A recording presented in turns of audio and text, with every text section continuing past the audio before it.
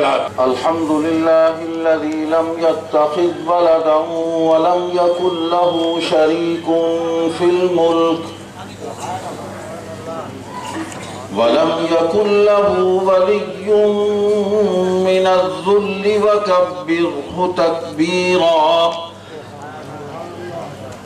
سبحانه وتعالى عما يقولون علوا كبيرا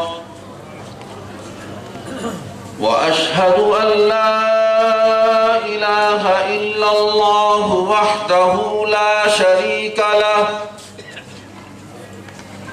الذي أرسل محمدا نبيا ورسولا وشاهدا ومبشرا ونذيرا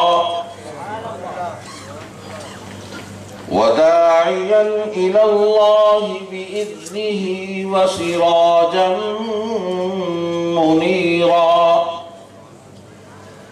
صلى الله تعالى عليه وعلى آله وأصحابه وأزواجه وذرياته وأتباعه وبارك وسلم تسليما كثيرا كثيرا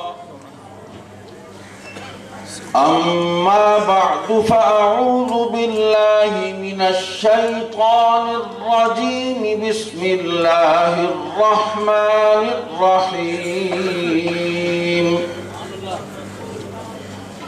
ولا تقولوا لمن يقتل في سبيل الله أموات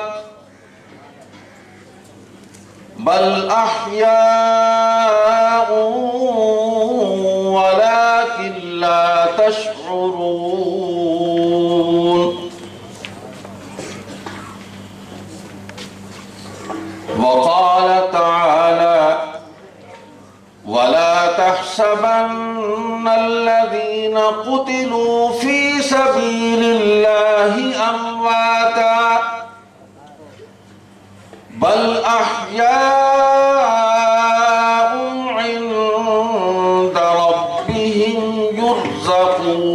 يرزقون صدق الله مولانا العظيم وصدق رسوله النبي الصادق الوعد الأمين سب حضرات درود شریف پڑھ لیں اللہم صلی علی محمد وعلی آل محمد کما صلیت علی ابراہیم وعلی آل ابراہیم انکا حمید مجید اللہم بارک علی محمد وعلی آل محمد کما بارکت علی ابراہیم وعلی آل ابراہیم انکا حمید مجید اللهم صل على محمد وأزواجه أمهات المؤمنين وذريته وأهل بيته كما صليت على إبراهيم إنك حميد مجيد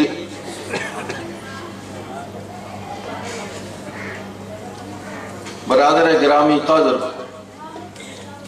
جناب عبداللطیف خالد چیمہ صاحب مفتی سید صبیح الحسن حمدانی صاحب برادر عزیز مولانا سید عطاء المنان بخاری علماء کرام طلباء عزیز اور مومنین اہل سنت آپ سب کو اسلامی سال نو 1436 ہجری مبارک ہو۔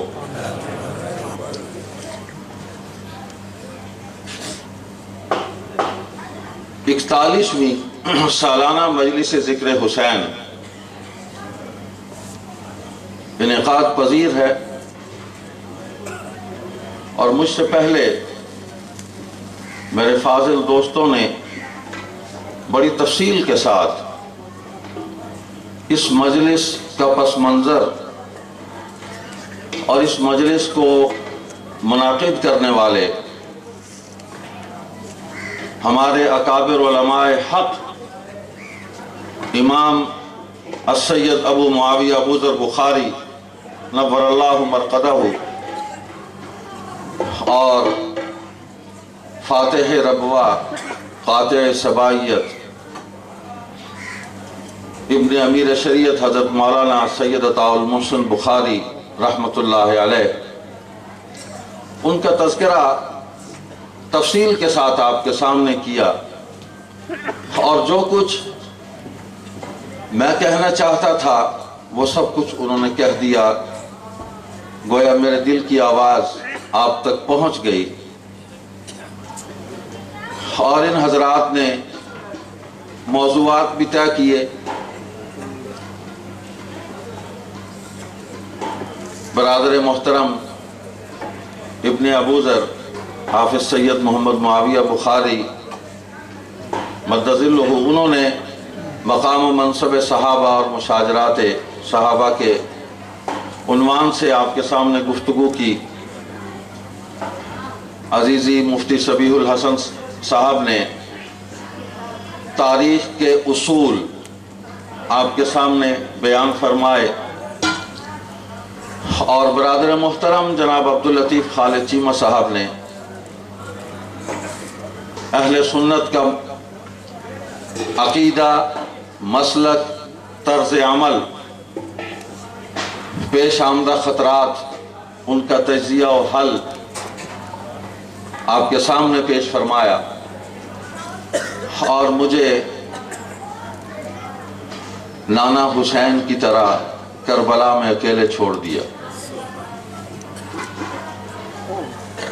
کہ خیموں کو آگ لگی ہوئی ہے، پانی بند ہے، لاشیں تڑپ رہی ہیں، سرخ آندیاں چل رہی ہیں، خون کی بارش ہو رہی ہے، اور اس ماحول میں تم کھڑے ہو کر سیدنا حسین رضی اللہ تعالیٰ عنہ کی شہادت کو بیان کرو۔ بہرحال بقول امام السید ابو معاویہ ابو ذر بخاری رحمۃ اللہ علیہ،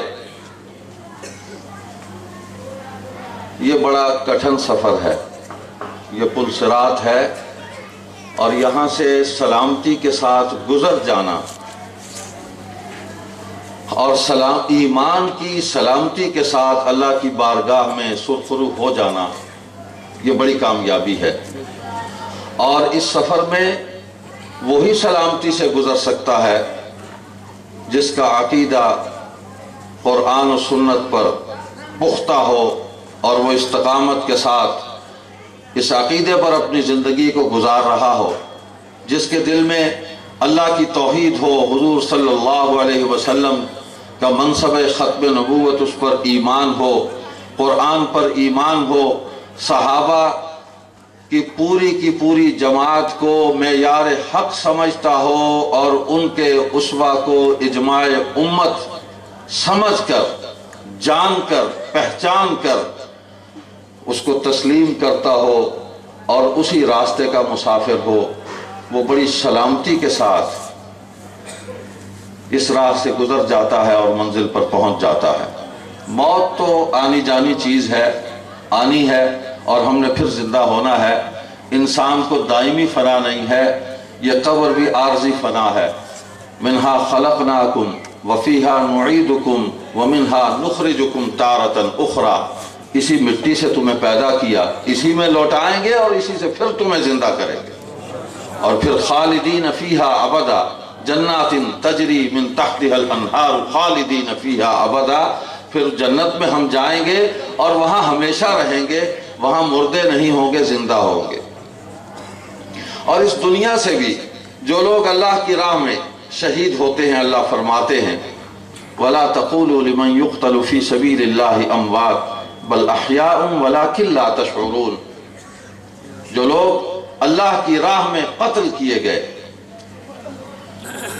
وہ زندہ ہے، اور تم ان کی زندگی کا شعور نہیں رکھتے۔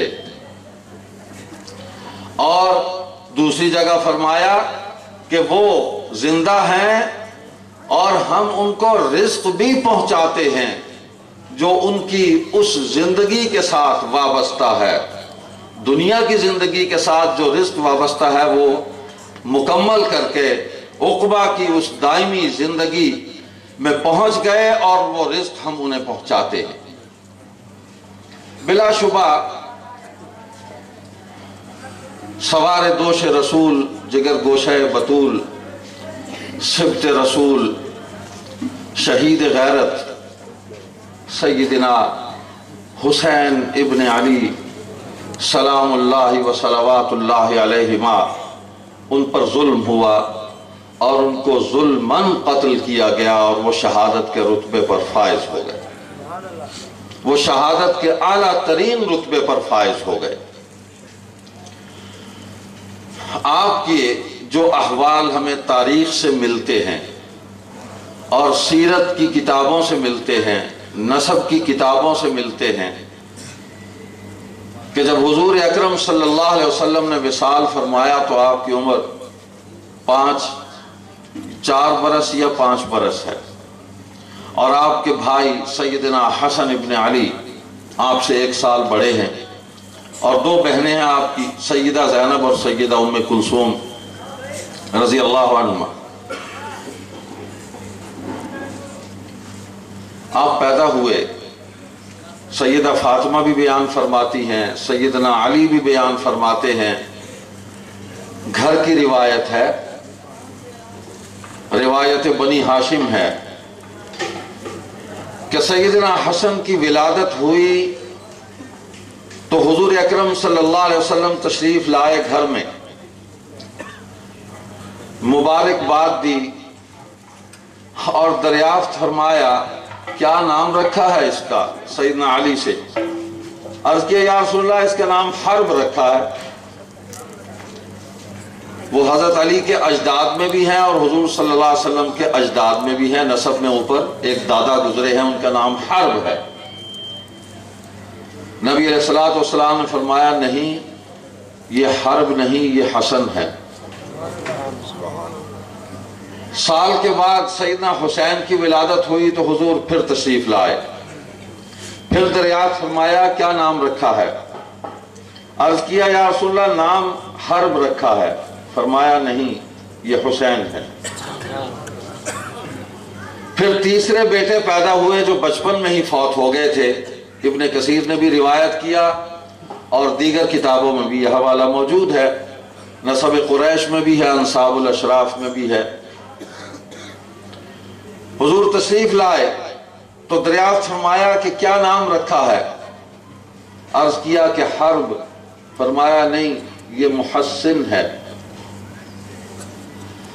تو جن کے نام خود حضور اکرم صلی اللہ علیہ وسلم نے رکھے ہوں، جن کے کانوں میں حضور علیہ السلام نے اذانیں کہی ہوں، جن کے سر پر زعفران حضور صلی اللہ علیہ وسلم نے لگایا ہو، اور جن کے منہ میں اپنا پاک لعاب دہن حضور نے داخل کیا ہو، جن کو کھجور چبا کے گھٹی حضور نے خود دی ہو، جن کے بال منڈوانے کا حکم حضور نے خود دیا ہو، اور جن کا عقیقہ کرنے کا حکم حضور نے خود دیا ہو کہ 2 مینڈے لاؤ اور ان کے لیے ذبح کرو، ان کا عقیقہ کرو کہ یہ صدقہ ہوتا ہے، بلاؤں کو ٹالتا ہے۔ ان کی عظمتوں اور ان کی فضیلتوں اور ان کے مراتب، علو مراتب اور بلندی درجات کے کیا کہنے، ہمارا تصور بھی پرواز کر کے وہاں نہیں پہنچ سکتا، نہیں پہنچ سکتے۔ یہ فضیلتیں ان کو ازلی طور پر حاصل ہوئیں اور ابدی طور پر یہ زندہ و جاوید رہیں گی، یہ باقی رہیں گی، یہ فضیلتیں ان سے کوئی نہیں چھین سکتا۔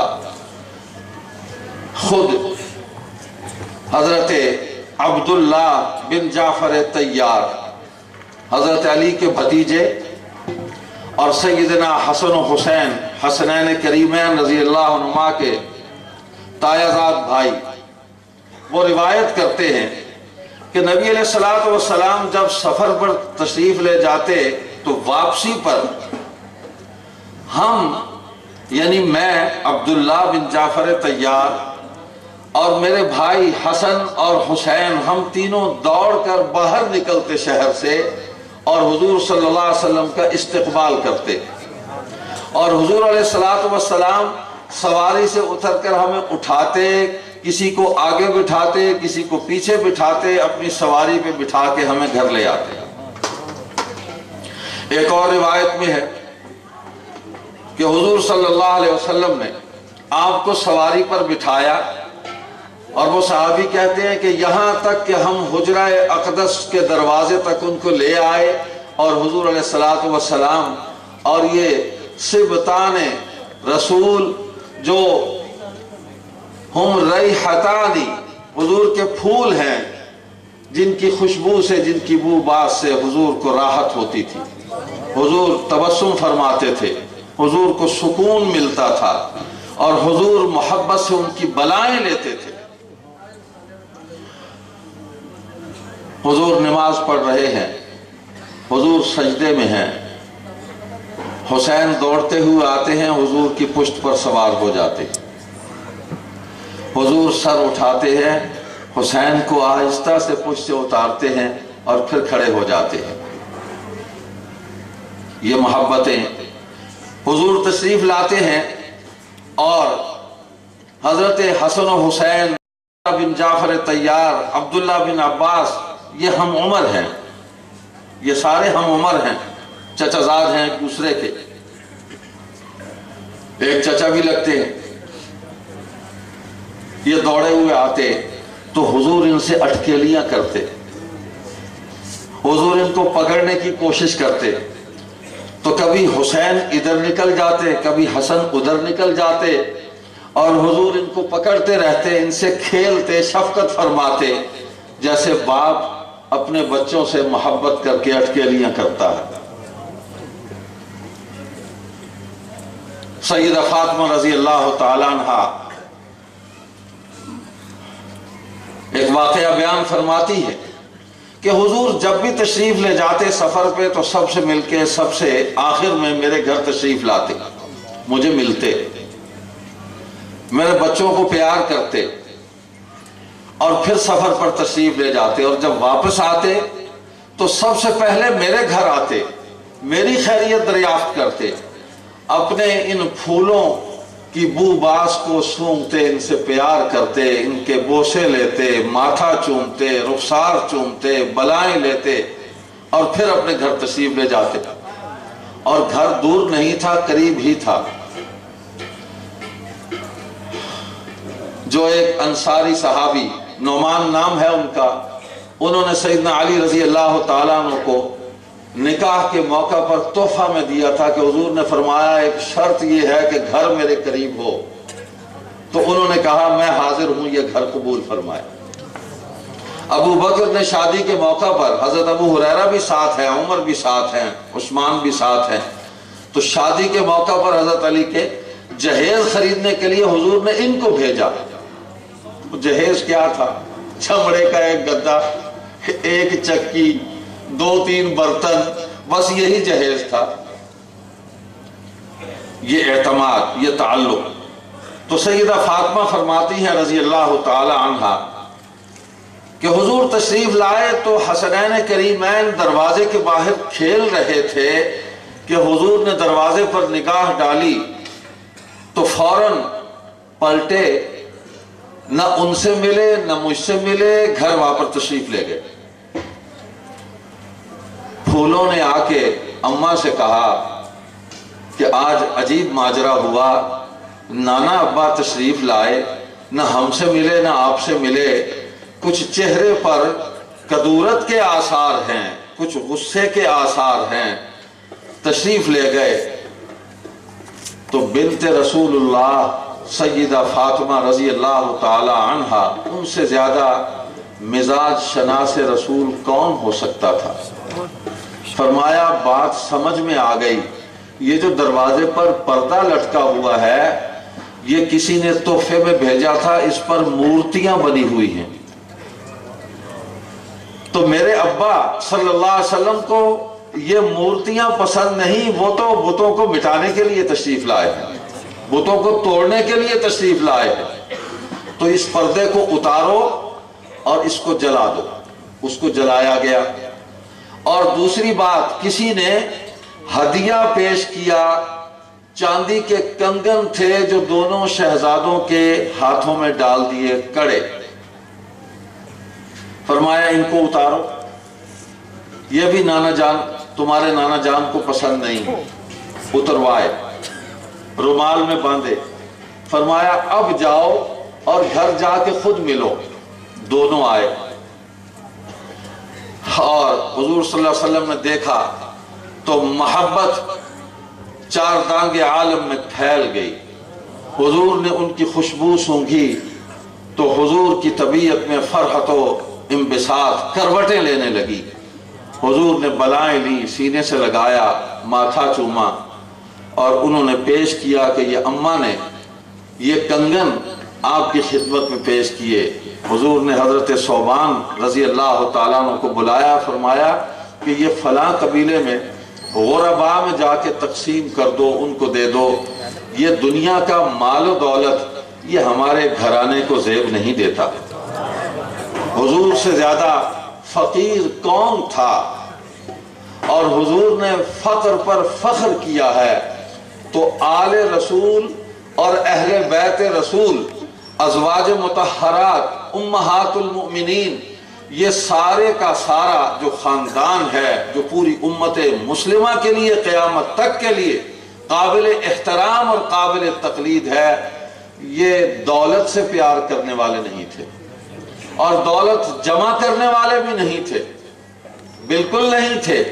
آئی، تقسیم کر دی، خرچ اپنے اوپر بھی کی، اولاد پر بھی خرچ کیا اور اللہ کی مخلوق پر خرچ کر دیا۔ حضور تو مصلی سے واپس گھر تشریف لے آئے اور واپس تشریف جب دوبارہ لے کے آئے تو صحابہ نے عرض کیا یا رسول اللہ اب تو نماز کی تیاری تھی، پھر گھر تشریف لے گئے، پھر آ گئے۔ فرمایا مجھے یاد آیا کہ گھر میں کچھ سونا پڑا تھا، کہیں سے کوئی ہدیہ آیا تھا، مجھے اللہ سے حیا آئی کہ میں اللہ کے سامنے حاضر ہوں اور میرے گھر میں سونا پڑا ہو۔ میں گھر لوٹا، میں نے اٹھایا، اس کو صدقہ کیا، پھر اللہ کی بارگاہ میں آیا۔ نبی سے زیادہ اللہ سے مانگنے والا کون ہو سکتا ہے؟ نبی کی صفت یہ ہے، نبی کی سنت یہ ہے کہ جو ہے خرچ کرو، اور قرآن کا حکم بھی یہی ہے، انفاق اس کا مستقل حکم ہے کہ خرچ کرو، خرچ کرو، خرچ کرو۔ ایک آیت بھی قرآن میں جمع کرنے کی نہیں ہے۔ خرچ ہوگا تو اور آئے گا، اور اللہ سے مانگنے کا سلسلہ کبھی بھی بند نہ ہو، مانگتے رہو، نہیں ہے میرے پاس دے مجھے، اللہ کو یہ پسند ہے۔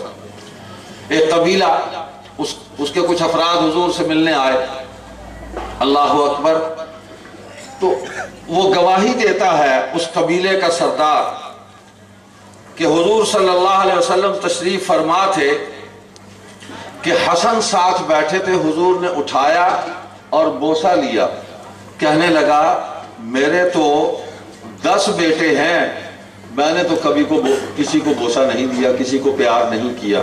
اللہ اکبر۔ تو حضور نے کیا فرمایا؟ حضور نے فرمایا کہ اس کا نام تھا اقرع بن حابس، جو ملنے آیا سردار اپنے وفد کے ساتھ۔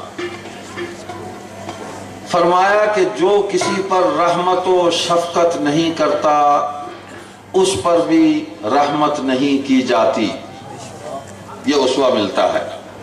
اب آگے چلیے، حضور صلی اللہ علیہ وسلم منبر پر تشریف فرما ہے۔ حضرت بریدہ بن الحسیب اسلمی روایت فرماتے ہیں کہ مسجد نبوی میں منبر پر تشریف فرما ہے کہ حسن و حسین رضی اللہ عنہما لڑکھڑاتے ہوئے، بچے ہیں، گرتے پڑتے ہوئے لوگوں میں سے آگے بڑھنے کی کوشش کر رہے ہیں۔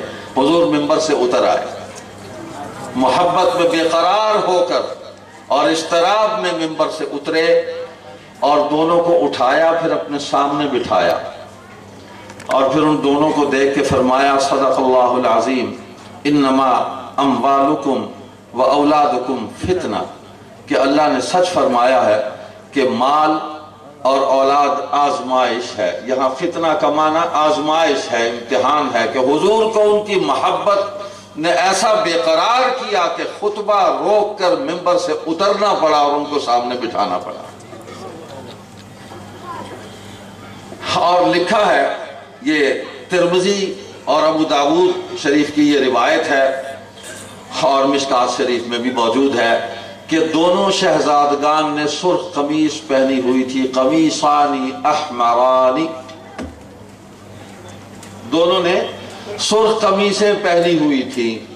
تو چلتے چلتے یہ ضمنی بھی پر ہو گئی کہ ہم سرخ قمیص کیوں پہنتے ہیں. ہم حسنین کریمین رضی اللہ عنہما، ہم ان کی سنت کو زندہ کرتے ہیں، ہم سرخ قمیص پہنتے ہیں. ہم حسین کی اس مظلومانہ شہادت کو یاد کرتے ہوئے، اس خون بے گناہی کو یاد کرتے ہوئے جو ظلماً بہایا گیا، ہم سرخ قمیص پہنتے ہیں. اور اس سرخ قمیص کو حضور نے دیکھا.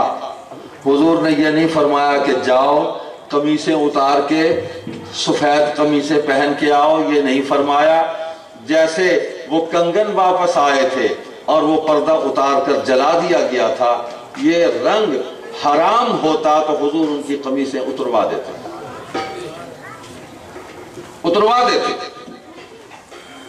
یہ بات بھی مکمل ہوئی.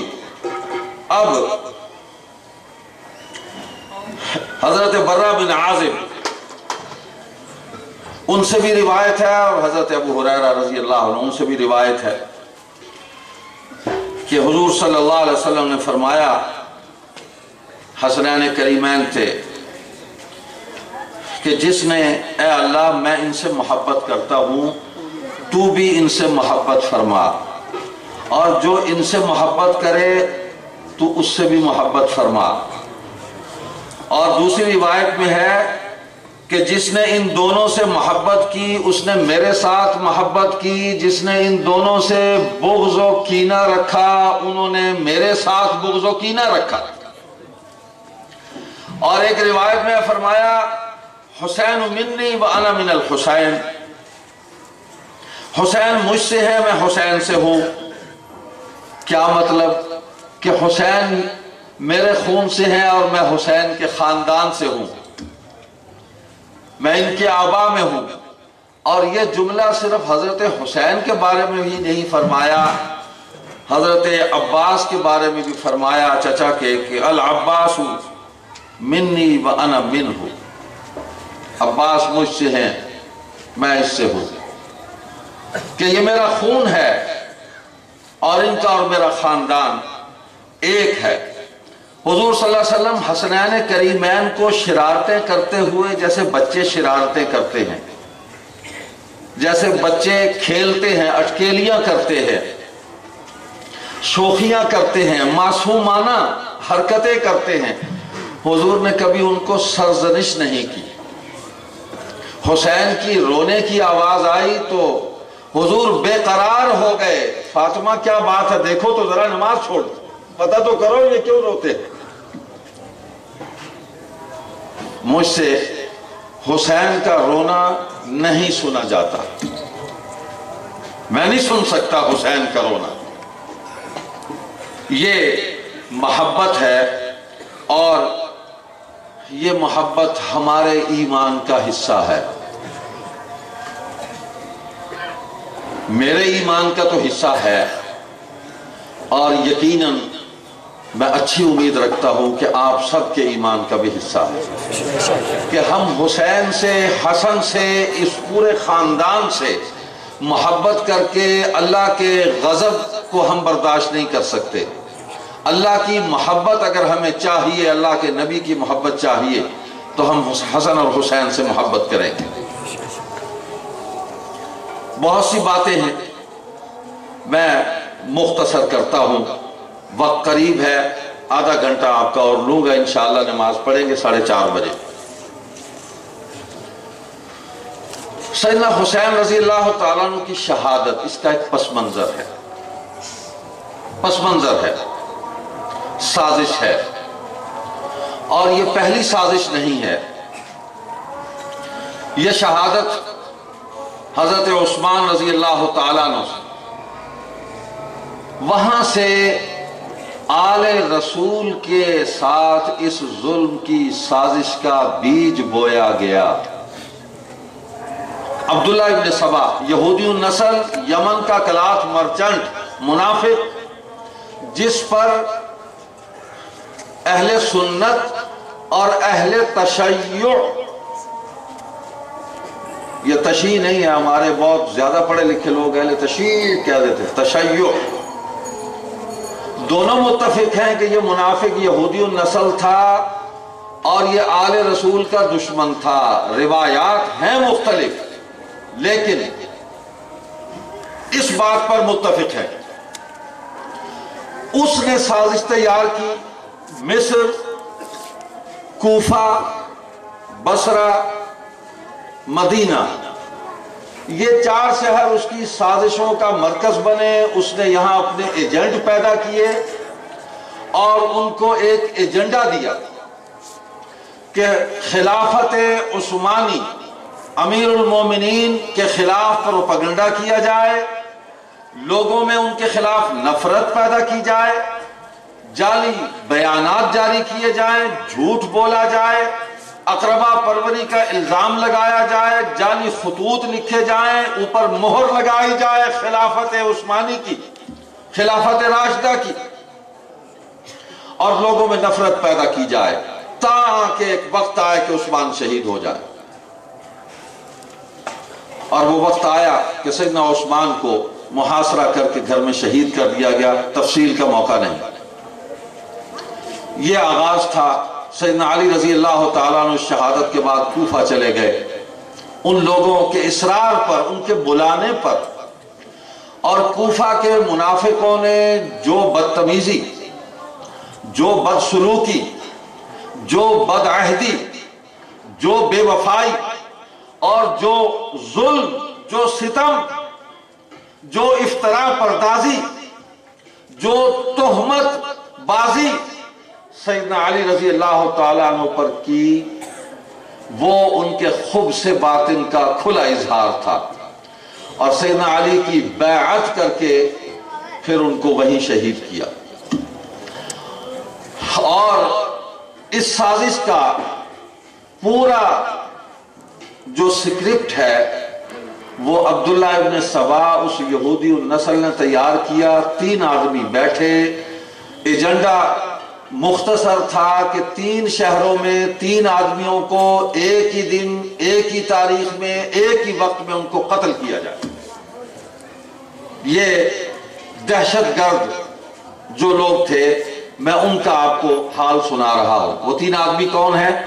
کوفہ میں حضرت علی کو قتل کیا جائے، شام میں حضرت معاویہ کو قتل کیا جائے، اور مصر میں حضرت عمر بن عاص رضی اللہ عنہم، ان تینوں کو ایک ہی تاریخ میں فجر کی نماز کے بعد ایک ہی دن ان کو قتل کر دیا جائے۔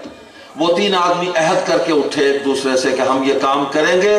انہوں نے ایک دوسرے سے وعدہ لیا، شیک ہینڈ کیا، اور گو اینڈ گان ہو گئے اپنی اپنی منزلوں کی طرف۔ چنانچہ ایک ہی تاریخ کو حضرت علی پر فجر کی نماز کے وقت حملہ ہوا، ان کو شہید، وہ اسی زخم سے شہید ہوئے۔ اور کوفہ میں حضرت علی شہید ہوئے، شام میں سیدنا معاویہ رضی اللہ تعالیٰ عنہ پر حملہ ہوا، زخمی ہوئے، بچ گئے۔ اور مصر میں جو گورنر تھے، عامل تھے عمر بن عاص، وہ اس دن کسی عذر سے مسجد میں نماز پڑھانے تشریف نہیں لائے، ان کی جگہ حضرت خارجہ بن حذیفہ نماز پڑھانے کے لیے آئے۔ وہ حملے کی زد میں آئے، دہشت گردی کا شکار ہوئے، اور ان کو وہاں شہید کر دیا گیا۔ 2 آدمی لے لیے انہوں نے، اور ان کا ایجنڈا خاصا مکمل ہو گیا۔ یہ پس منظر ہے، آگے چلتے ہیں۔ سیدنا علی کی خلافت کے دوران جو کچھ ہوا، ایک دن بھی امیر المومنین کو ان کی خلافت راشدہ کو نہیں چلنے دیا، اور ان کو امن اور سکون سے کوئی کام نہیں کرنے دیا۔ جہاد رک گیا، فتوحات بند ہو گئیں، غنائم آنے بند ہو گئے، اور حضرت علی کو ایسے حالات کے اندر گھیر کر ان کو رکھا۔ مالک الاشتر نخی جو عبداللہ ابن سبا کا خاص ایجنٹ تھا، اس کا بیسٹ فرینڈ تھا اس کا، وہ سب، اور حضرت عثمان رضی اللہ تعالیٰ عنہ کا نامزد قاتل تھا جس کو حضرت معاویہ نے قتل کرایا اپنے دور میں۔ اس نے سب سے پہلے بیعت کی حضرت علی کی، اور یہی ہے کہ جس نے بیعت کے بعد پھر ان مفسدہ پردازوں سے مل کے، دہشت گردوں سے مل کے حضرت علی کو قتل کرایا، اور جس نے جب حضرت حسن رضی اللہ تعالیٰ عنہ خلیفہ بنے اور انہوں نے حضرت معاویہ کی بیعت کی، اس کے گروپ نے، انہی کوفیوں نے حضرت حسن کے نیچے سے مسلح کھینچا اور کہا یا مذل المومنین، اے مومنین کو ذلیل اور رسوا کرنے والے، تو نے معاویہ سے بیعت کر لی۔ یہ وہ کوفی تھے، اور یہ الفاظ بھی دونوں تاریخوں میں موجود ہیں۔ آپ مسعودی کو اٹھا لیں، یعقوبی کو اٹھا لیں، وہ اہل تشیع سے ہیں۔ آپ علامہ ابن کثیر کو اٹھا لیں جو اہل سنت ہے، البدایہ والنہایہ والے۔ آپ طبقات کو اٹھا لیں، آپ طبری کو اٹھا لیں جو رافضی تھا، یہ الفاظ وہاں موجود ہیں۔ تو حضرت حسن کو کہا کہ تم صلح کر رہے ہو، تمہیں ہم تمہارے باپ کے ساتھ ملا دیں گے، جس طرح اس کو ہم نے راستے سے ہٹایا تجھے بھی ہٹا دیں گے۔ اور حضرت علی رضی اللہ تعالیٰ عنہ امیر المومنین ہے، آپ کو پتہ ہے جنازے میں کتنے افراد تھے؟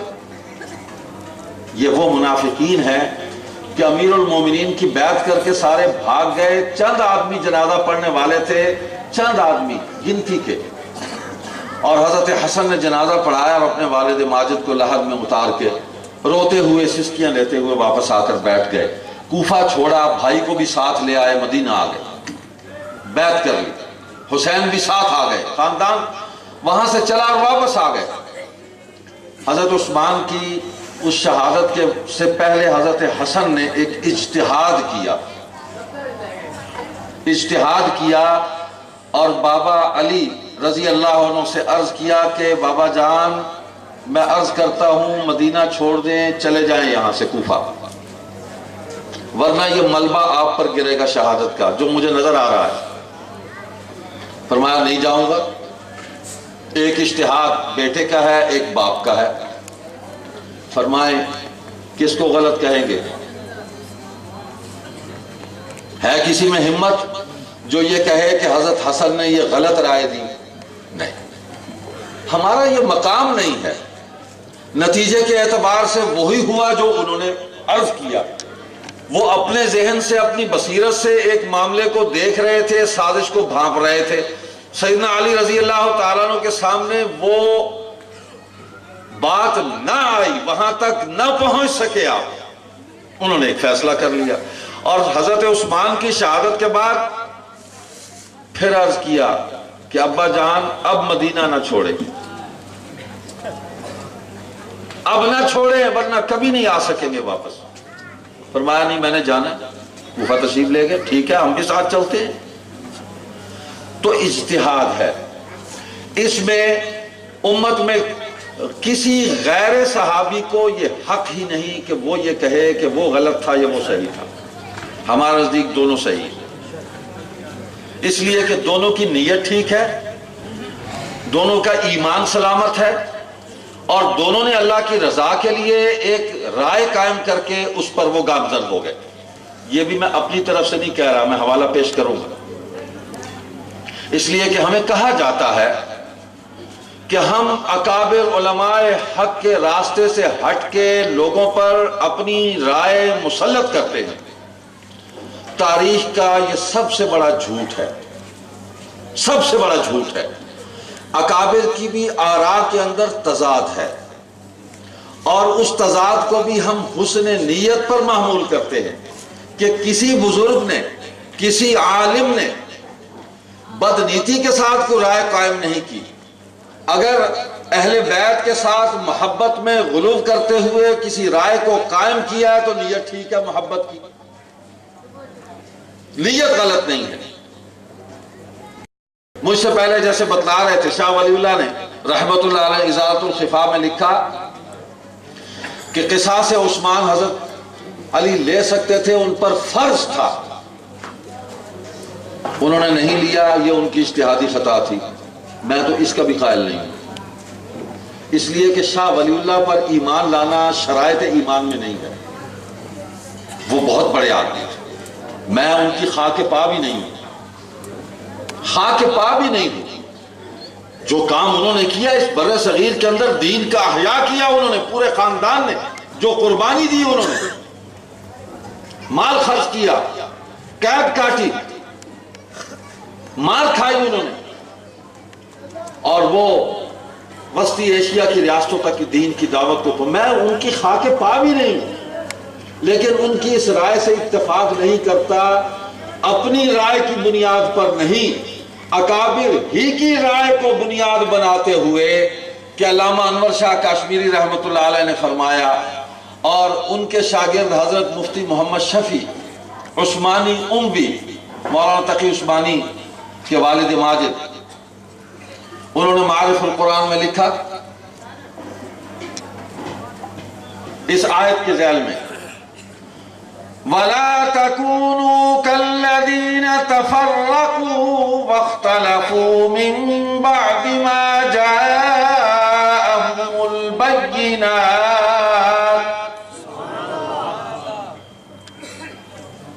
مت فرقہ پیدا کرو اس حق کے آنے کے بعد، اولئک لہم عذاب عظیم، تفرقہ پیدا کرو گے تو عذاب، اس کے تحت انہوں نے لکھا کہ حدیث یوں ہی ہے کہ جو اجتہاد نتیجے کے اعتبار سے درست ثابت ہوتا ہے اس کو اللہ 2 ثواب دیں گے، دوہرا اجر دیں گے، اور جو اجتہاد نتیجے کے اعتبار سے نقصان میں جاتا ہے، اس کا نتیجہ حق میں نہیں نکلتا، اس مجتہد کو 1 ثواب ملے گا، اس لیے کہ نیت اس کی بھی ٹھیک ہے، اس کو عذاب نہیں ہوگا۔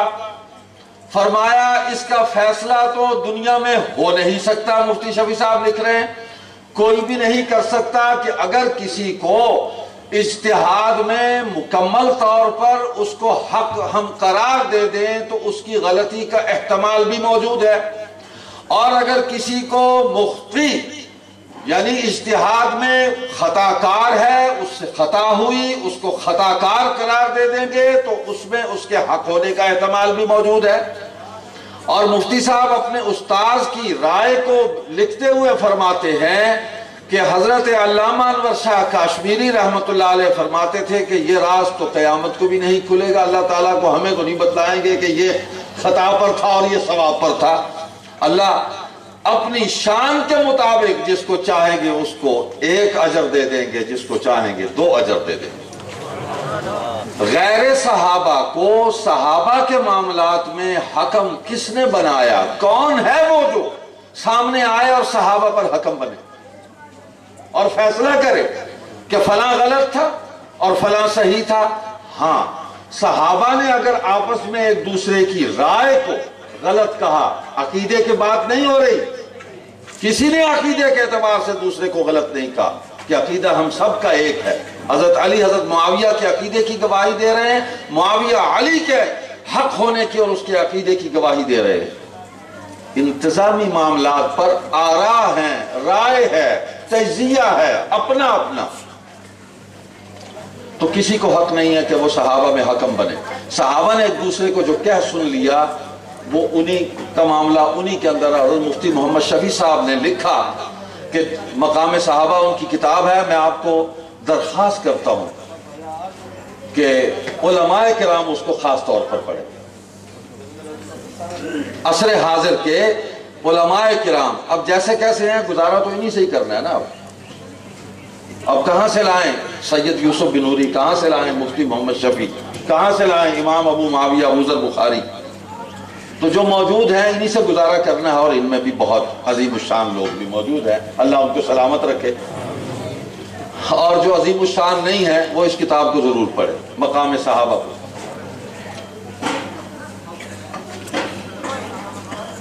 یہ حدیث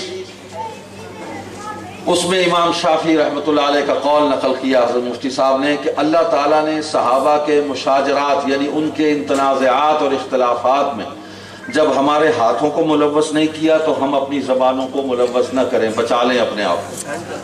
ہم زبان کو ملوث کر کے گناہگار ہوں گے، اللہ کی پکڑ میں آ جائیں گے۔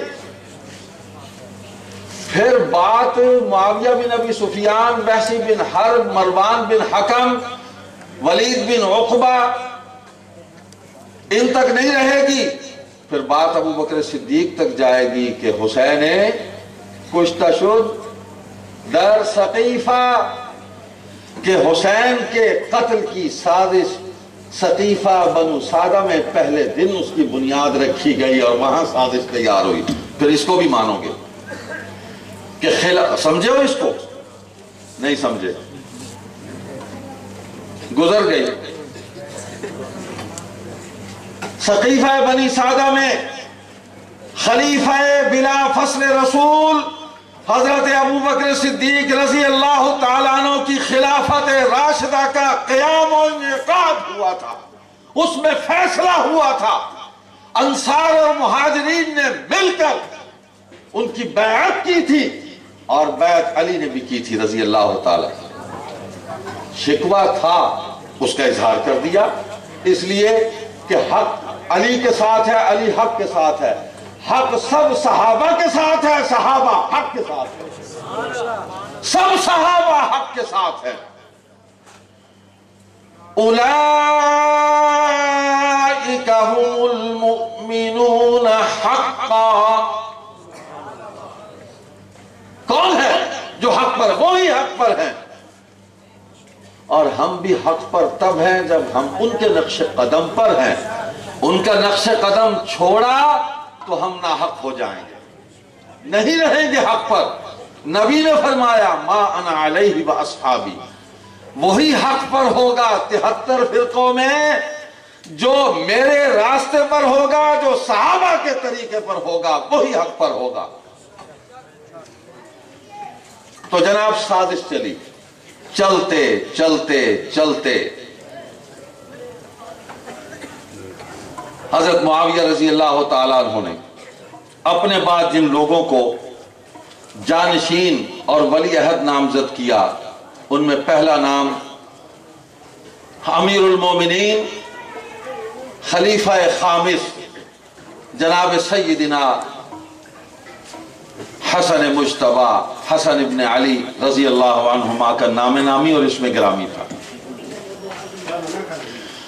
حضرت معاویہ کی زندگی میں ان کا انتقال ہو گیا، مدینہ میں وہ انتقال ہوا، اور بقیع میں وہ آج آسودہ خاک ہیں، اس بقیع میں کہ جب قیامت کے دن حضور فرماتے ہیں کہ زمین پھٹے گی تو سب سے پہلے میں اپنی قبر سے نکلوں گا، اور پھر بقیع کی طرف جاؤں گا، میرے ساتھ ابو بکر، پھر اس کے بعد ابو بکر نکلیں گے زمین سے، پھر عمر نکلیں گے، اور یہ دونوں میرے ساتھ ہوں گے۔ صحابہ سے فرمایا دیکھ رہے ہو مجھے ان دونوں کے ساتھ؟ عرض کیا یا رسول اللہ دیکھ رہے ہیں۔ فرمایا قیامت کے دن بھی ایسے ہی مجھے دیکھو گے، یہ دونوں میرے ساتھ ہیں، یہ دونوں وزیر میرے ساتھ ہیں۔ شان صدیق اکبر شان فاروق اعظم شان فاروق اعظم شان عثمان غنی شان حیدر قرار شان امیر معاویہ شان امیر معاویہ سید امیر معاویہ حکومت امیر معاویہ خلافت امیر معاویہ نعرہ تکبیر۔ جزاک اللہ۔ تو حضور نے فرمایا دیکھ رہے ہو مجھے، جیسے آج میرے دائیں بائیں ابو بکر و عمر ہیں جو اللہ نے میرے وزیر بنائے ہیں۔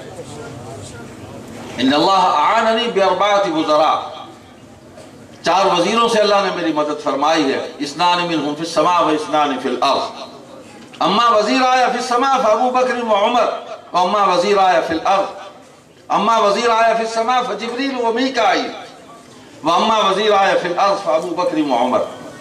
اور آسمان کے وزیر جبرائیل اور میکائیل ہیں، اور زمین کے وزیر ابو بکر اور عمر ہیں۔ اور ایک روایت میں ہے، ترمذی میں فرمایا کہ اللہ نے ہر نبی کے وزیر بنائے، 2 آسمانوں میں 2 زمین میں، اسی طرح اللہ نے میرے 4 وزیر بنائے، 2 آسمانوں میں 2 زمین میں، اور زمین کے میرے یہ وزیر ہیں۔ فرمایا قیامت کے دن اسی طرح مجھے دیکھو گے، یہ دونوں میرے ساتھ ہوں گے۔ صحابہ کبھی عرض کرتے یا رسول اللہ فلاں مہم میں ابو بکر اور عمر کو ہمارے ساتھ بھیج دیجئے. آپ فرماتے تم جاؤ، دیکھو ان کو مجھ سے جدا نہ کر، میں ان کی جدائی برداشت نہیں کر سکتا، ان کو میرے ساتھ رہنے دو. تو حضور اٹھیں گے اور حضور بقیع کی طرف جائیں گے، اور پھر فرمایا بقیع والے اٹھیں گے تو بقیع میں پھر سبط رسول ریحانۃ النبی سیدنا حسن مجتبیٰ رضی اللہ تعالیٰ عنہ وہ بھی سامنے سے اٹھتے ہوئے آئیں گے. میں تو دیکھ رہا ہوں حضور کے قول پر ایمان لاتے ہوئے کہ حسن اسی طرح لڑکھڑاتے ہوئے آئیں گے، حضور ان کی بلائیں لیں گے اور سینے سے لگا کے ان کا ماتھا چومیں گے. کیا میرے حسن، آؤ چلتے ہیں. اب پھر جنت المالا والوں کا انتظار ہوگا، مکہ والوں کا، پھر وہ آئیں گے، فاصلے مٹ جائیں گے. آگے چلتے ہیں. حضرت حسن نے بیعت کر لی، بڑی تکلیف ہوئی، اور دونوں سال میں حضرت معاویہ کے پاس جاتے تھے، وہ ان کو ہدایہ عطا فرماتے تھے. دیکھو ایک بات ذہن میں رکھو، بعض لوگ بکواس کرتے ہیں کہ یہ پیسے لینے کے لیے جاتے تھے، ان کو پیسوں کی ضرورت نہیں تھی، یہ تو فقیر تھے، بنی ہاشم کے فقیر تھے، یہ اللہ پر توکل کرنے والے تھے، یہ دولت سے پیار کرنے والے نہیں تھے. نبی کے گھرانے کے کسی فرد کے گھر میں کبھی دولت جمع نہیں ہوئی. وہ تو امیر المومنین سے ملنے جاتے تھے. بیعت کی دونوں نے، اور شرائط صلح میں حضرت حسن نے فرمایا جو تم لکھ دو معاویہ مجھے قبول ہے. معاویہ نے عرض کیا جو آپ لکھ دیں مجھے قبول ہے. سال کے 10-10 لاکھ درہم وہ پیش فرماتے، اور یہ سبطان رسول علیہم الرضوان مدینہ پہنچتے پہنچتے اللہ کی مخلوق میں تقسیم کر کے فارغ ہو جاتے. پھر پیغام بھیجتے اور بھیجو مخلوق کو ضرورت ہے، مخلوق پر خرچ کیا جائے. معاویہ اور بھیج دیتے. معاویہ ان پر احسان نہیں کرتے تھے، ہاں یہ روٹیاں کھانے والے نہیں تھے تو ہم ہے روٹی توڑ کلندر. زبی جنبت نہ جنبت گل محمد، ہاذا ربی ہاذا اکبر، ہاذا ربی ہاذا اکبر. اس کو پالنے کے لیے ہم جھوٹ بھی بولتے ہیں، ان شخصیتوں پر ہم تہمتیں بھی لگاتے ہیں، اور اپنی طرف سے ان کے اقوال بھی گھڑ کے ہم قوم کو گمراہ کرتے ہیں. ایسا نہیں.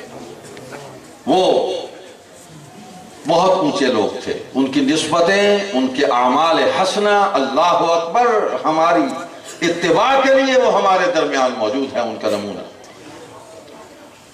تو جناب والا سیدنا حسن کے انتقال کے بعد اب پھر کوفیوں نے جال بچھانا شروع کیا کہ ایک تو ہم نے شکار کیا، باپ ان کا مارا نہیں. حسن ہاتھ سے نکل گئے، یہاں سے سازش پہلے سے بھاگ گئے تھے، باپ کے شہادت کے بعد وہ نکل گئے ہمارے ہاتھ سے، بھائی کو بھی لے گئے. کوئی طریقہ، کوئی چال، کوئی سازش کہ کسی طریقے سے حسین کوفے میں آ جائے، حسین کوفے میں آ جائے. اب کوفے سے وفد آئے، خط آ رہے ہیں وہاں کے لوگوں کے. یہ چٹھی بازی کا سلسلہ بھی پرانا ہے، وہ تو کچھ اور تھا نا. چٹھی میری کی ہے کتب الدین، چٹھی کتب الدین دی لیاوی میں کبوترا. وہ اس وقت کبوتر بھی چٹھیاں لے کے آتے تھے، وہ بھی سفارتکاری اور سہولت کار کا فریضہ سے انجام دیا کرتے تھے. آج تو ذرائع بدل گئے ہیں، سفارتکار بدل گئے ہیں، سہولت کار بدل گئے ہیں. خطوط آئے کہ جناب حسین تشریف لائیں کوفہ میں، وہاں پر تخت خلافت بچھا ہے، دین کی حرمت پامال ہو رہی ہے، شراب پی جا رہی ہے، سرعام زنا ہو رہا ہے، چوریاں ہو رہی ہیں، مال لوٹا جا رہا ہے. دین کی بنیادوں کو منہدم کیا جا رہا ہے، امام تشریف لائیں بیعت کرنے کے لیے، بے قرار و مضطرب ہیں، تڑپ رہے ہیں، آئیے۔ بصیرت حسین، فراست حسین نے ان خطوط پر اعتماد نہیں کیا، نہیں کیا، سوچتے رہے، بہت دن سوچا، پھر آئے خطوط پہ خطوط، بندے پہ بندہ آ رہا، چلیے امام کب نکلیں گے؟ کچھ نہیں فرمایا۔ سیدنا حسین نے وہاں سے نکلتے ہوئے آپ نے سفر کا ارادہ فرمایا مکہ مکرمہ کی طرف۔ 4 مہینے قیام ہے، شعبان، رمضان، شوال، ذیقعدہ اور ذی الحج کے ابتدائی چند دن۔ آپ مدینہ سے نکلے تو راستے میں حضرت عمر کے بیٹے حضرت عبداللہ بن عمر جو جلیل القدر صحابی ہیں رضی اللہ عنہ، وہ ملتے ہیں، ایک اور صحابی بھی ساتھ ہے، وہ مکہ سے آ رہے ہیں۔ حسین اے سبط رسول، کہاں عازم سفر ہیں، کس طرف جا رہے ہیں؟ فرمایا میں مکہ جا رہا ہوں، وہاں سے کوفہ جاؤں گا۔ حسین خدا کے لیے مت جانا، جو تمہارے بابا سے کیا وہی تم سے کریں گے، ہاتھ باندھتا ہوں، منت کرتا ہوں، آگے مت جانا، رک جاؤ۔ اب ایک اجتہاد عبداللہ بن عمر فرما رہے ہیں، یہ بھی کوئی چھوٹا آدمی نہیں ہے، ایک اجتہاد حضرت حسین فرما رہے ہیں، وہ بھی کوئی چھوٹا آدمی نہیں ہے، اپنی نسبت اور اپنے مرتبے کے اعتبار سے کس کو غلط کہیں گے؟ روکنے والے کو غلط کہیں گے یا نہ روکنے والے کو غلط کہیں گے؟ ہم میں تو ہمت نہیں، یہ معاملہ ان کے درمیان ہے۔ فرمایا میں تو جاؤں گا، میں تو نہیں رکوں گا، یہاں تک انہوں نے کہا کہ اتقی اللہ، اللہ سے ڈرو۔ یہاں اللہ سے ڈرنا تقویٰ ہے، ادب ہے اللہ کا لحاظ ہے کہ اللہ کی طرف رجوع کرو۔ یہ انہوں نے برے معنوں میں نہیں کہا جیسے ہم کہتے ہو اللہ کو ڈرو، ایسے نہیں، مقصد تھا کہ اللہ کی طرف رجوع کرو۔ حضرت حسین نے فرمایا کہ میں نے تو جانا ہے، روکتے رہے، حسین چلے گئے، مکہ پہنچے، یہاں 60 آدمیوں کا وفد آ گیا، 12,000 تک خطوط کی تعداد پہنچ گئی۔ اب وہ 60 آدمی مصر ہو گئے کہ آپ چلیں، آپ چلیں، آپ چلیں۔ امام دین پامال ہو گیا، نمازیں بند ہو گئیں، یہ ہو گیا وہ ہو گیا۔ حضرت حسین نے پھر کوئی اقدام نہیں فرمایا، اور ان خطوط پر اور اس وفد کے 60 آدمی ہیں وفد کے، ان کی اس گفتگو سے متاثر نہیں ہوئے، انہوں نے پھر اس پر خاموشی اختیار کی، سوچا، غور و فکر کیا، اور پھر اپنے چچا زاد حضرت عقیل کے بیٹے حضرت مسلم کو ان کو بھیجا کہ تم جاؤ کوفہ میں اور دیکھو کیا معاملہ ایسے ہی ہے، اور اگر واقعی یہ سب کچھ ہے تو پھر مجھے اطلاع کرو، میں آ جاؤں گا۔ یعنی ان پر اعتماد نہیں تھا حسین کو اپنے بھائی پر اعتماد تھا، جن کو بھیجا کہ تم جو کہو گے تب میں مانوں گا کہ واقعتاً حالات ایسے ہیں۔ اب یہ خبریں آ رہی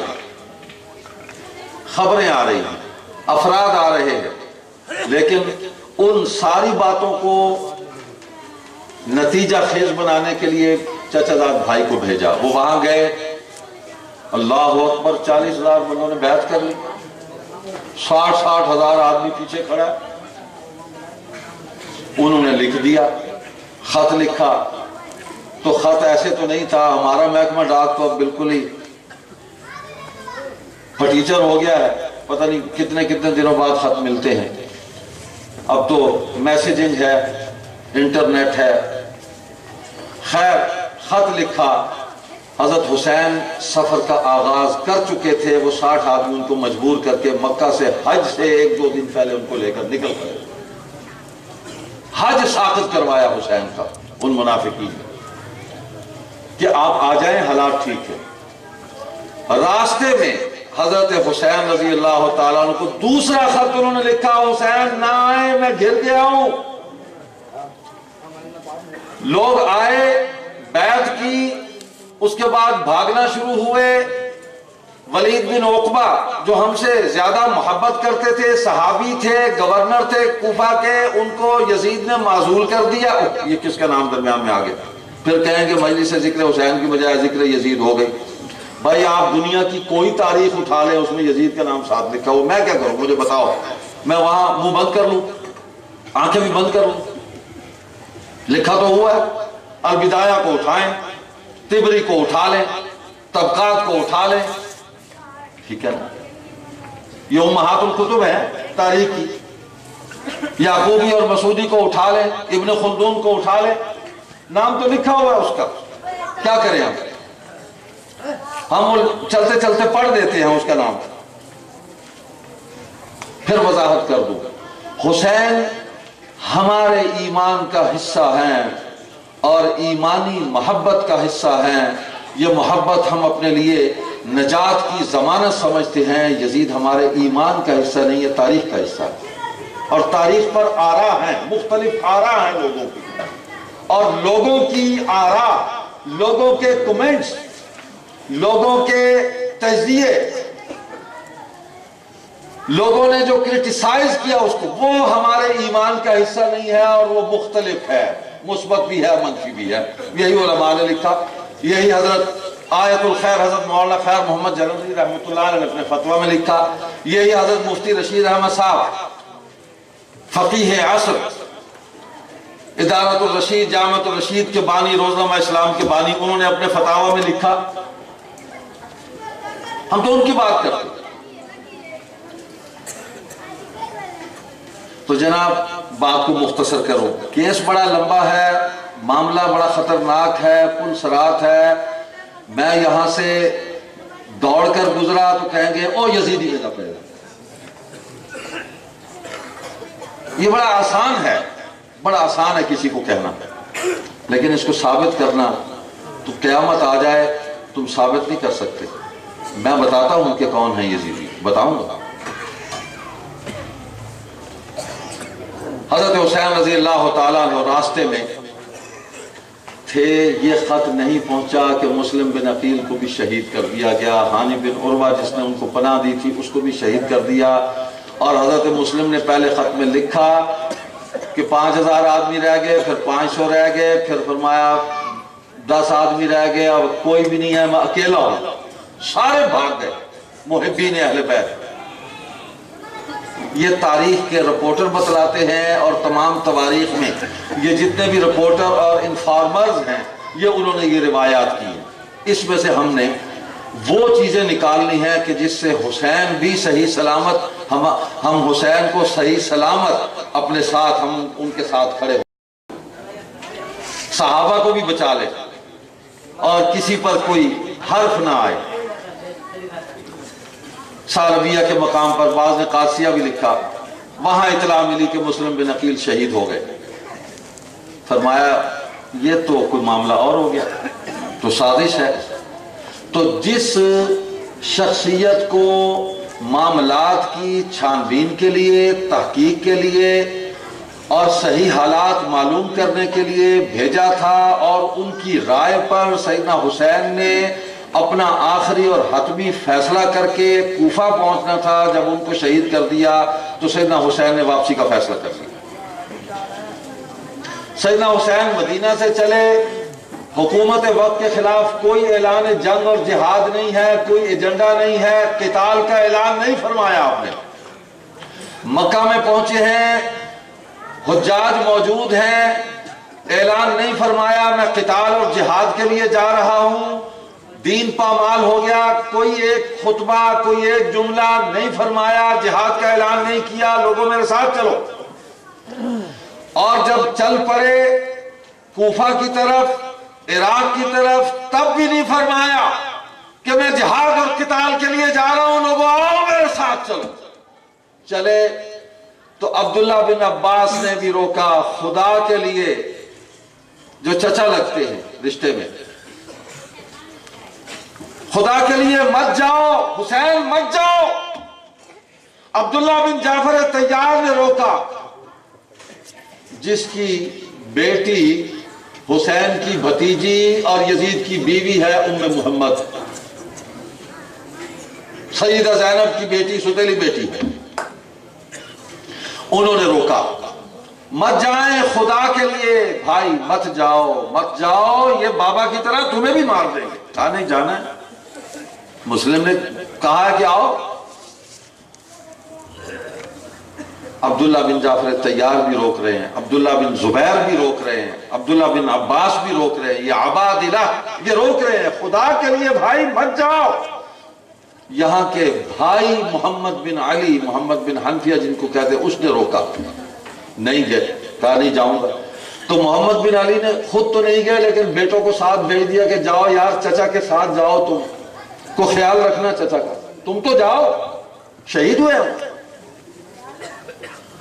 تو جب یہ اطلاع ملی کہ مسلم بھائی میرا شہید ہو گیا، فرمایا یہ تو بہت برا ہوا، واپس لوٹتے ہیں، واپس لوٹتے ہیں۔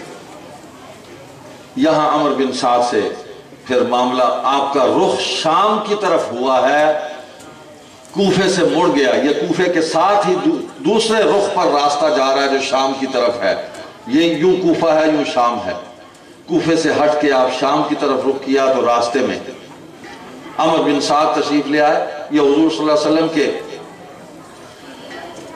ماموں لگتے ہیں رشتے میں،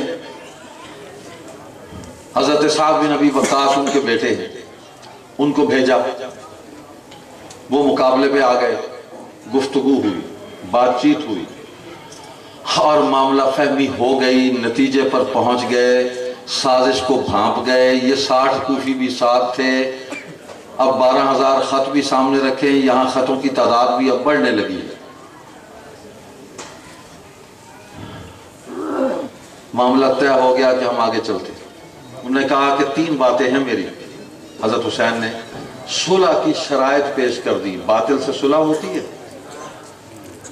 فرمائیں مجھے، میرا سوال ہے تاریخ ایک طالب علم کی حیثیت سے، یہ معاملات ایمانیات کا حصہ نہیں ہے، حسین رضی اللہ تعالیٰ عنہ ایمان کا حصہ ہے، یہ تاریخ کی روایات ہیں، مختلف ہیں، متضاد ہیں، ان کو اکٹھا کر کے ہم لے کے اپنے ایمان کو بچانے کی ایک سعی اور کوشش کر رہے ہیں۔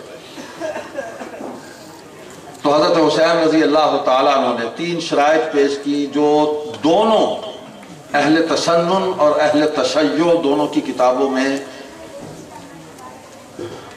الفاظ کے تغیر و تبدل کے ساتھ موجود ہیں، لیکن شرطیں وہی ہیں، ایک ہی بات، جہاں سے آیا ہوں واپس جانے دو، یعنی مدینہ واپس جانے دو مجھے، یا مکہ لوٹ جانے دو، یا مسلمانوں کی سرحدات پر کہیں بھیج دو جہاں جہاد ہو رہا ہے۔ کون بھیجے؟ کافر؟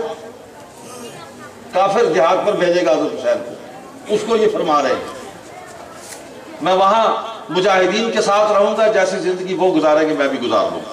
تیسری بات یہ خنج سبیلی، میرا راستہ چھوڑ دو، مجھے یزید کے پاس جانے دو، اذا یدی علی یدی یزید فہو ابن عمی، میں اپنا ہاتھ اس کے ہاتھ پہ رکھتا ہوں، میرا چچا زاد بھائی ہے، میں جانوں وہ جانے، میں معاملہ اسے طے کرتا ہوں۔ یہ الفاظ تاریخ کی تمام کتابوں میں موجود ہیں۔ جو دلی کے اندھے اور کانے راجے کی طرح تاریخ کو پڑھتے ہیں، اس کو بھی پڑھ لیں، اور یہود و نصارہ کی طرح اللہ کے احکام پر وہ بھی ہاتھ رکھ دیتے تھے اور دوسرے صفحے کا حکم پڑھ کر کہتے تھے یہ ٹھیک ہے، اس کو مانتے ہیں۔ مت کرو کتمان حق، مت کرو تقیہ جو کتمان حق ہی کا منحوس سایہ ہے۔ تمام کتب میں لکھا ہوا ہے، بالاتفاق، نہیں ہے اس پر اختلاف۔ جانے دو، میں اپنا ہاتھ اس کے ہاتھ پہ رکھتا ہوں۔ اب مجھے کہو گے یزیدی ہو گیا، میں نے سے ذکر یزید، میں حسین کا جملہ سنا رہا ہوں۔ حسین شہید غیرت، حسین شہید کربلا، حسین مظلوم کربلا، میں ان کے جملے سنا رہا ہوں، اپنی بات نہیں کر رہا۔ بتاؤ مانتے ہو حسین کو کہ نہیں مانتے؟ تم حسین کے ساتھ ہو یا یزید کے ساتھ ہو؟ بولو کھولو۔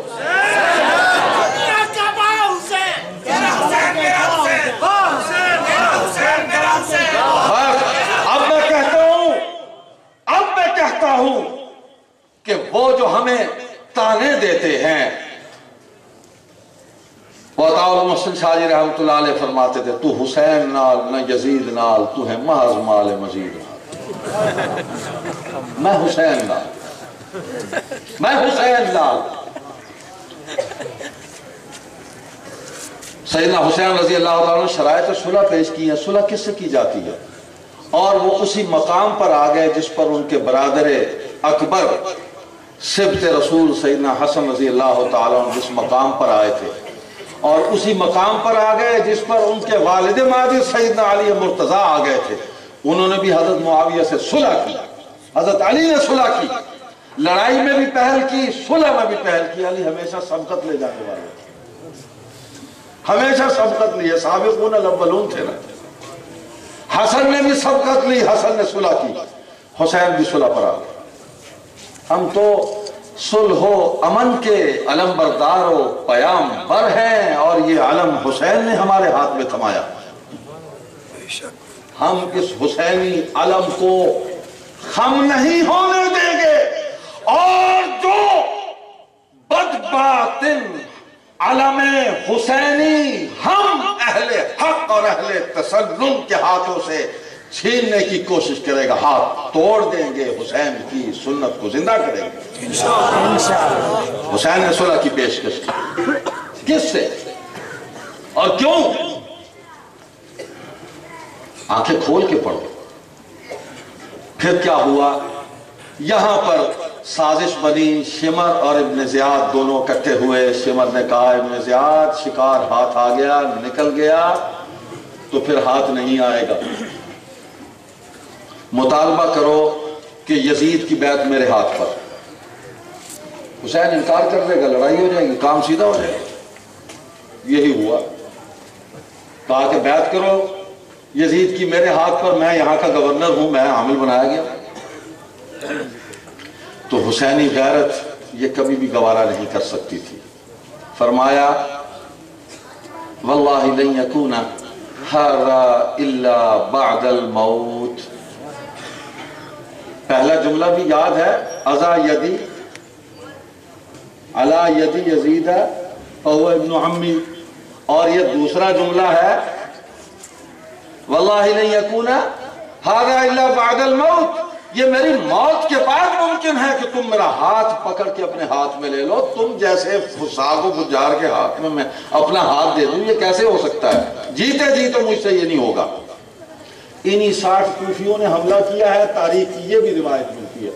جو منافقین ساتھ آئے تھے انہوں نے حملہ کیا. ان پر عمر بن سعد کے لشکر نے حملہ کیا، جن سے معاملہ فہمی ہو گئی تھی، جس نے آگے میسج کنوے کیا.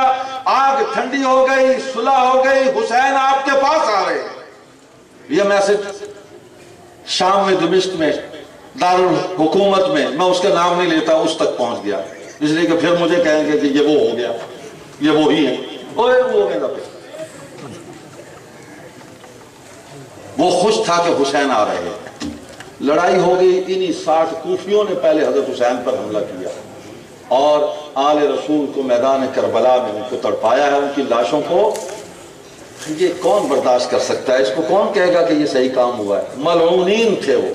ان سے بڑا لعنتی اور اللہ کے عذاب کا مستحق کوئی نہیں جس نے قافلہ حسینی کو اور ان کو شہید کیا. حضرت حسین نے وہاں فرمایا کہ جس نے جانا ہے چلے جائیں، آخری خطبہ ہے اور میری طرف سے کوئی اعتراض نہیں ہوگا. چلے جائیں جس نے مجھے چھوڑنا ہے. سب بھاگ گئے، گھر والے ہی باقی رہ گئے. اور یہ جملہ ہے قد خذلتنا شیعتنا. میرے گروہ نے. مجھ سے یہ سوال ہوا ہے کہ شیعہ کا مطلب کیا ہے؟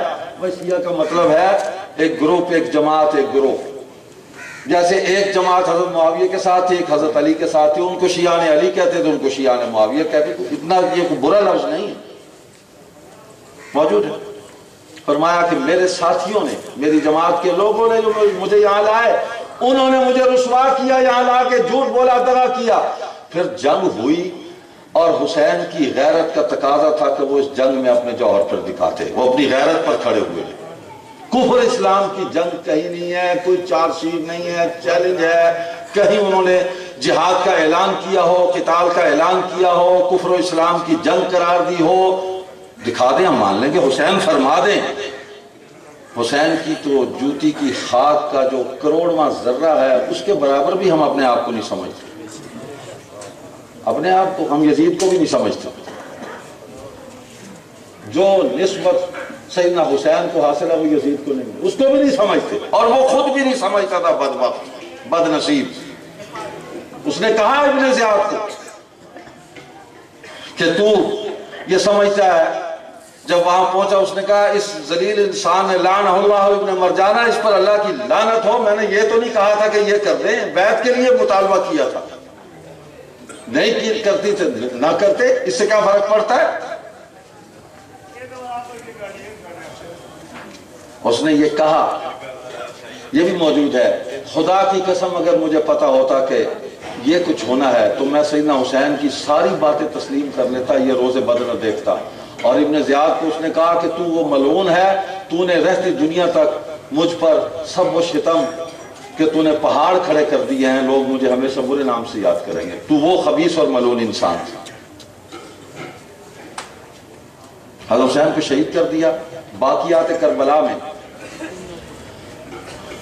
حضرت حسین کے بیٹے حضرت علی زین العابدین ہیں، سیدہ زینب ہیں جو ہمشیر ہیں اور جو یزید کی ساس ہیں، اور سیدہ سکینہ ہیں، بیٹی ہیں.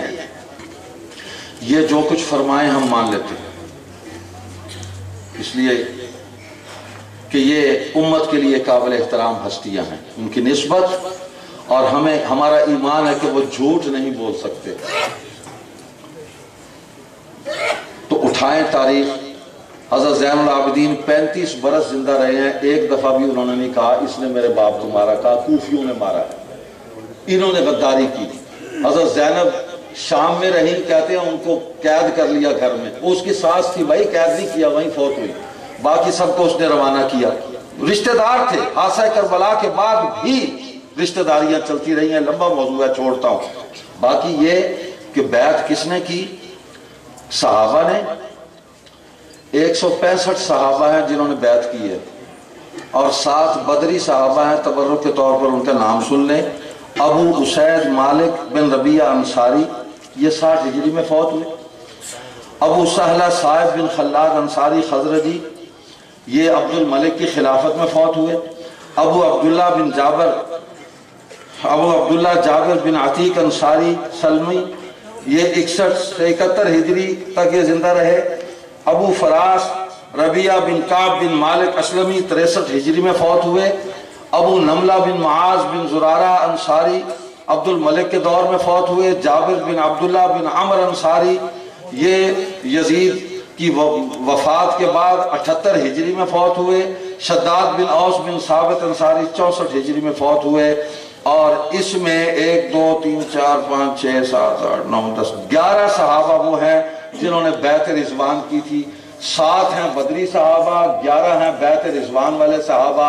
فرمائیں ان کے اجتہاد کے بارے میں مفتیان شرع متین اور ملایان کچھ نہیں کہتا، کچھ نہیں کہتا. کیا فرماتے ہیں ان صحابہ کے بارے میں؟ اور 11 بیعت رضوان کے صحابہ ہیں. لقد رضي الله عن المؤمنين إذ يبايعونك تحت الشجرة. قرآن میں ان کا ذکر ہے.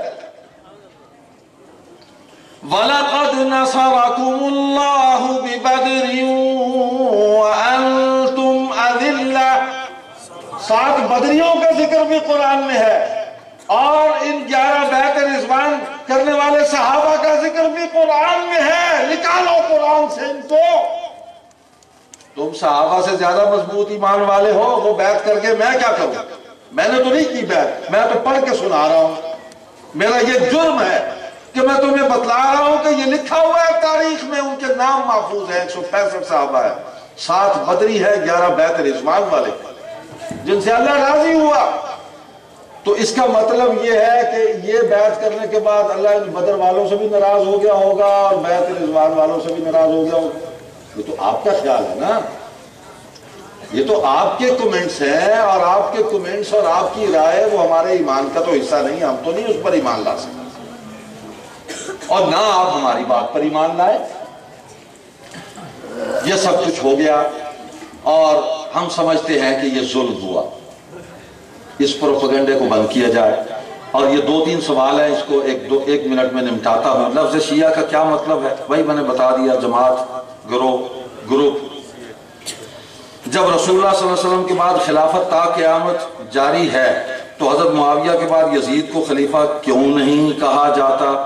خلافت کے قیامت تک جاری رہنے کی حدیث کوئی نہیں ہے. پہلے تو سوال کرنے والے ہمارے محترم بھائی جو ہیں وہ اس کا مطالعہ فرما لیں. الجہاد ماضٍ الی یوم القیامہ تو ہے, الخلافت ماضٍ الی یوم القیامہ نہیں ہے. ہاں یہ فرمایا کہ میری امت میں خلافت جو ہے وہ ہمیشہ چلے گی. اب یزید کو خلیفہ کیوں نہیں کہا جاتا؟ بھائی اس کی خلافت متنازع ہو گئی اور وہ اس درجے کی خلافت ہے ہی نہیں جو خلافت راشدہ ہے. یہ بھی ہم پر الزام لگایا جاتا ہے کہ ہم یزید کو خلیفہ راشد کہتے ہیں. لعنت اللہ علیہ وعلی اعوانہ وانصارہ. حاکم وقت تھا اور اس وقت حاکم وقت کو خلیفہ ہی کہا جاتا تھا. اسلامی خلافت جو بھی حکومت قائم ہوتی تھی وہ خلافت ہی کہلاتی تھی. اس سے اختلاف بھی کیا, لوگوں نے اتفاق بھی کیا, متنازع ہو گئی. تو جو درجہ خلافت راشدہ کا ہے وہ ہم حضرت معاویہ رضی اللہ تعالیٰ عنہ تک مانتے ہیں, جو قائم ہوئی اور اس خلافت نے اسلام کو آگے پہنچایا. ہم اس کو خلیفہ راشد نہیں کہتے, وہ وقت کا ایک خلیفہ تھا, حکمران تھا. ٹھیک, آگے چلے. کیا یزید نے حضرت حسین کے قتل کا بدلہ لیا؟ اور کیا بعض روایات کے مطابق سر حسین لانے والے کو یزید نے کچھ کہا؟ یزید نے بدلہ نہیں لیا, یہ اس کی غلطی تھی. اس کو لینا چاہیے تھا, بدلہ لینا چاہیے تھا. اس کو نہیں لیا اس نے, لیکن اس سے اس کو کافر تو نہیں قرار دیا جا سکتا. کیا حالات ہے کیا نہیں ہے, کیوں نہیں لیا, اللہ جانے ہو جانے.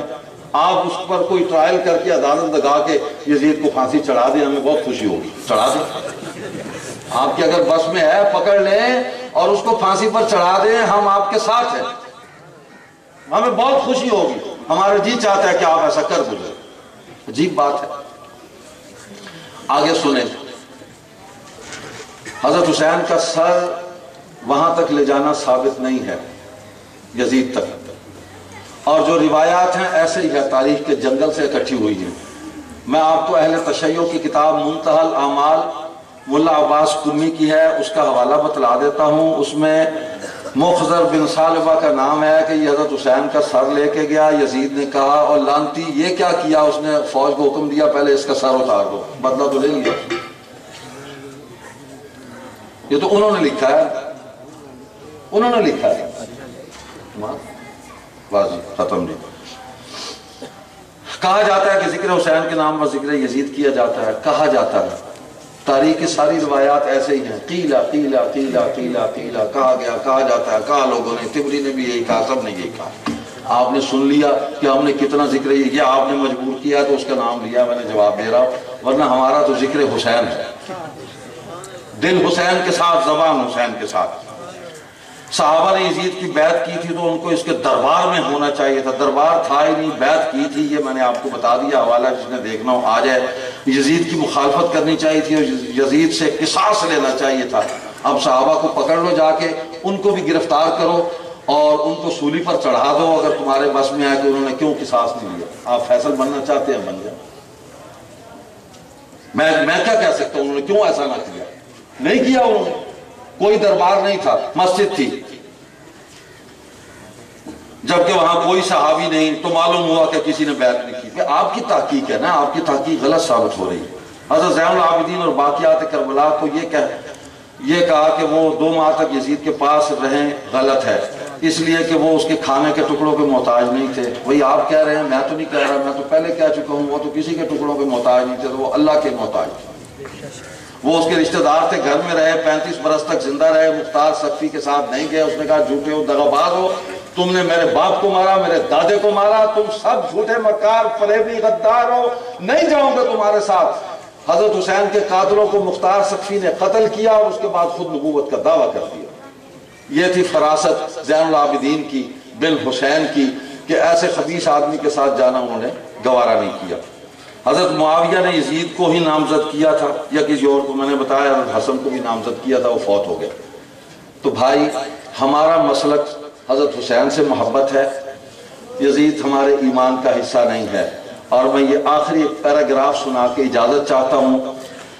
یہ حضرت ابن امیر شریعت مولانا سید عطاء المحسن بخاری رحمۃ اللہ علیہ کی تحریر ہے۔ فرمایا سیدنا حسین نے اپنے خطبہ میں خود فرمایا میرے گروہ کے افراد نے مجھے دھوکہ دیا۔ سیدنا حسین کوفی دھوکہ بازوں، منافقوں اور سبائی تحریک کی سازش کا شکار ہوئے۔ انہوں نے مکہ سے سالویہ تک سفر اصلاح احوال کے لیے فرمایا، خود انہوں نے فرمایا نرید الا الاصلاح ما استطعت، اور حسین نے فرمایا اور میں اصلاح احوال کے لیے آیا ہوں۔ پھر 3 شرائط مفاہمت کی، صلح کی پیشکش ہیں۔ سیدنا حسین نے اگر یزید کی بیعت نہیں کی تو یہ ان کا اجتہادی حق تھا، بحیثیت صحابی رسول وہ اپنے اجتہاد پر قائم رہنے یا اسے رجوع کرنے کا حق رکھتے تھے کہ مجتہد دونوں صورتوں میں ثواب کا مستحق ہوتا ہے۔ چنانچہ سالبیہ، مکہ، سالبیہ، کربلا، تینوں مقامات پر جو صورتحال آپ پر واضح ہوتی گئی، آپ کا اجتہادی موقف بھی بدلتا چلا گیا اور سازشی کردار واضح ہوتے چلے گئے۔ کربلا میں یقیناً ظلم ہوا، اس ظلم میں ملوث سازشی ناقابل معافی ہیں، ظالم ہیں، ان ظالموں کی مذمت قیامت تک ہوتی رہے گی۔ سیدنا حسین اور سیدنا زین العابدین بن حسین اور دیگر گواہانوں باقیات کا موقف برحق ہے، ہمارے دل اور زبانیں سیدنا حسین اور ان کے رفقا کے ساتھ ہیں۔ اس کے بعد بھی اگر کسی کو تسلی نہیں ہوتی تو وہ جانے اور اللہ جانے وہ کیا ہے، تو دیوا بال کے رکشا ہوا جانے، خدا جانے۔ سبحانک اللہم و بحمدک نشہد ان لا الہ الا انت نستغفرک و نتوب الیک۔ دعا فرما دیں جی نماز پڑھیں۔ میری زبان بندی دعا کی نہ کرا بھائی، آئندہ سال مومنین اہل سنت کے لیے درخواست ہے کہ گنگوں کی زبان سیکھ کے آئیں۔ اشارے سے بیان کرنے کی اجازت ہے، زبان سے بیان کرنے کی اجازت نہیں ہے۔ ہم غریب لوگ ہیں۔ طاہر القادری اور پاگل خان کی زبان بے لگام تو کوئی روک نہ سکا، ہم فقیروں کی زبان پر پابندی ہے۔ اور میں وقت دے گیا کفیل شاہ، اور میں 10 منٹ آپ سے اشاروں میں نے بات کرنی تھی۔ اب آئندہ سال میں بھی اشاروں کی زبان پڑھ کے آؤں گا، آپ بھی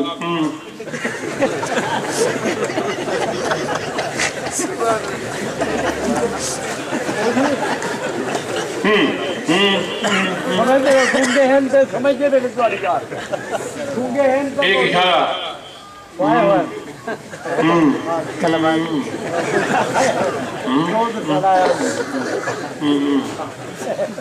الحمدللہ اللہم اہدنا فیمن ہدیت وعافنا فیمن عافیت وتولنا فیمن تولیت وبارک لنا فیما اعطیت وقنا شر ما قضیت فإنك تقضي ولا يقضى عليك إنه لا يذل من واليت ولا يعز من عاديت تبارک ربنا وتعالى نستغفرك اللهم ونتوب إليك۔ باغا بارڈر پر شہید ہونے والوں کو بھی مغفرت کی دعا، اور تبلیغ جماعت کے بہت بڑے بزرگ مولانا جمشید صاحب انتقال فرما گئے، ان کی بخشش کی دعا، اور شہداء ختم نبوت تمام صحابہ اور شہداء کربلا کی مغفرت کی دعا۔ اللہ تعالیٰ ان سب کی مغفرت فرما، ان کے درجات بلند فرما، اور حق پر ہم کو قائم رکھ، حق والوں کے ساتھ رکھ، حق پر موت دے، اور حق والوں کے ساتھ ہمیں قیامت کو اٹھا، اور جنت حق والوں کے ساتھ رکھ۔ آمین برحمتک یا